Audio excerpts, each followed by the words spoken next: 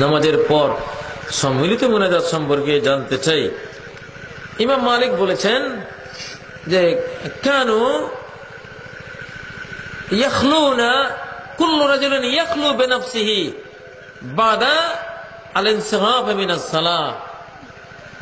সাহাবায়ে কেরাম তাদের অভ্যাস ছিল সালাম ফিরাবার পরে প্রত্যেকে পার্সোনাল জিকিরে লেগে যেতেন।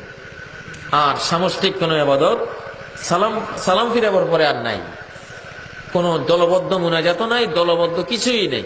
এখন ব্যক্তিগতভাবে সবাই জিকির আজকাল শুরু করবে। এই জন্য মুহাদ্দিসিনরা সবাই সালাম ফিরাবার পরে কি করতে হবে? বাবু জিক্রে বাদাস সালাম, সালাতের পর জিকিরের জিকিরের অধ্যায়। হাদিসের কিতাবগুলি খুলুন, দেখবেন বাবু জিক্রে বাদাস সালাম, সালাতের পর জিকির, সালাতের পর সম্মিলিত মুনাজাত না। এখন সালাতের পর কি করতে হবে কোরআনেও প্রসঙ্গটি এসেছে। সূরা নিসার 103 নম্বর আয়াতে আল্লাহ ক্লিয়ার করে দিয়েছেন যে সালাত শেষে কি করবা।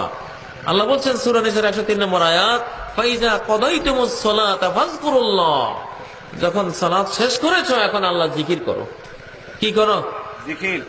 জিকির করো। দাঁড়ানো হলে দাঁড়িয়ে জিকির করো, বসা হলে বসে জিকির করো, শোয়া হলে শুয়ে জিকির করো, যেমনি থাকো সালাম ফিরাবার পরে। এখন দায়িত্ব কি তোমার? জিকির করা। সেই জিকির গুলি নবীজি করেছেন। কি জিকির?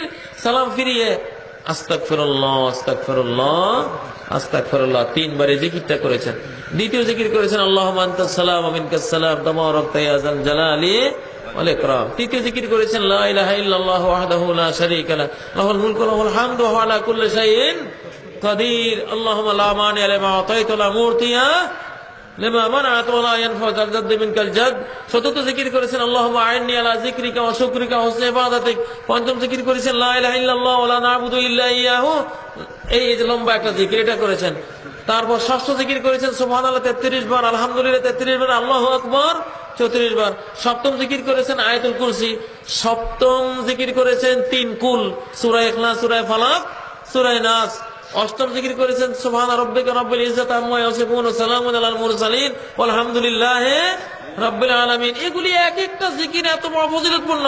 আয়াতুল কুরসি সম্বন্ধে বলছেন যে মান কারা আয়াতুল কুরসি দুবারা সালাওয়াতুল মাকতুবাত লাম ইয়ামনাহু মিন দুখুলিল জান্নাতি ইল্লা ইয়ামুত। 5 ওয়াক্ত ফরজের পরে পরে যে ব্যক্তি আয়াতুল কুরসি পড়বে তার জান্নাতে যাওয়ার বাকি হলো শুধু মৃত্যুটা। মৃত্যুর সাথে সাথে জান্নাতে চলে যাবে। তাবারানী riwayate এসেছে কানা বিজিম্মাতিল্লাহি হাত্তা সালাতিল উখরা।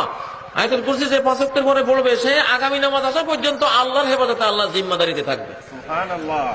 আবার 100 তাসবিহ যেটা সুবহানাল্লাহ আলহামদুলিল্লাহ আল্লাহু আকবার 33 33 34, এটা ব্যাপারে এসেছে গুফরাত লাহু যুনুবু ওয়া ইন কানা মিসলা যাবাদিল বাহর, সমুদ্রের ফেনা সমান হলেও তার সব গুনাহ আল্লাহ ক্ষমা করে দেবেন। এই বিশাল বিশাল ফজিলতের জিকিরগুলি থেকে আমরা বঞ্চিত হয়েছি। কি দিয়া? ওই আল্লাহুম্মা আমিন বিরহমাতিকা ইয়া আরহামার রাহিম। যেখানে কোনো বেদাত আসবে সেখানে সুন্নত উঠে যাবে। সুন্নতের বরকত থেকে আমরা বঞ্চিত হয়ে গেছি বেদাতের কারণে। এটা কোনো স্থান নাই। ফরজ সালাতের পরে দোয়া কবুল হয়, আবার ইযা রাফা ইয়াদাইহি আইয়ারুদ্দুহুমা। হ্যাঁ, ফরজ সালাতের পরে দোয়া কবুল হয়, সেগুলো এই দোয়াগুলি, এই পার্সোনাল দোয়াগুলি, পার্সোনাল জিকিরগুলি। এগুলো জিকির আছে, দোয়া আছে, তাসবিহ আছে, তাহমিদ আছে, তাহলিল আছে, সবকিছু আছে। এগুলি কবুল হয়। বেদাত কখনো কবুল হয় না। দোয়া সব জায়গায় আছে, হাত তোলা সব জায়গায় নেই। গাড়িতে উঠার সময় দোয়া আছে কিন্তু হাত তোলা নেই। দোয়া থাকলে কেবল হাত তোলার কোনো প্রয়োজন নেই। এখন গাড়িতে আপনি যদি গাড়িতে উঠার সময় যদি হাত তুলে দোয়া শুরু করে দেন, চাকার তলে পড়েই তো মারা যাওয়ার একটা আশঙ্কা। আবার গাড়িও ফেল করবেন, গাড়িও লাগাবে এই লোকে মরে যা দিয়েছে, কত করে শেষ করবো, গাড়ি ছাড়ো। ঠিক না বে? ঠিক। আবার টয়লেটে যাওয়ার সময় তো দোয়া আছে, সেখানেও যদি বতাটা থুইয়া আল্লাহুম্মা আমিন করে এভাবে দোয়া শুরু করে দেন, বিরহমাতিকা ইয়া আরহামার রাহিমিন এইভাবে শুরু করেন, বিশ্বাস তো নাই কোন সময় ওইটা শুরু হয়ে যায় যেভাবে আরম্ভ হয়েছে। এরপরে টয়লেট থেকে আবার বাইরে হওয়ার সময় দোয়া আছে, ওখানে যদি আবার লোটা বদলা থইয়া আবার এইভাবে হাত তোলেন, তাহলে এইভাবে মুখে মুছতে গেলে, বাম হাত মুছতে গেলে তো মুখেরও সমস্যা। সব জায়গায় হাত তোলার না, কিন্তু সব জায়গায় কি আছে?